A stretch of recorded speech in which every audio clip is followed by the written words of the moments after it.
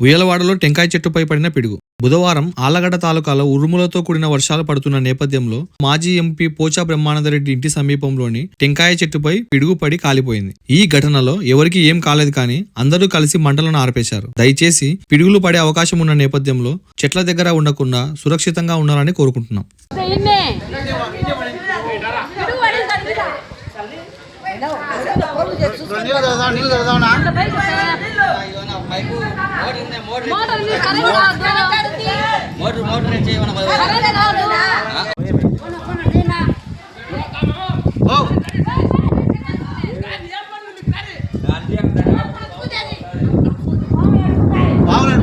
Vamana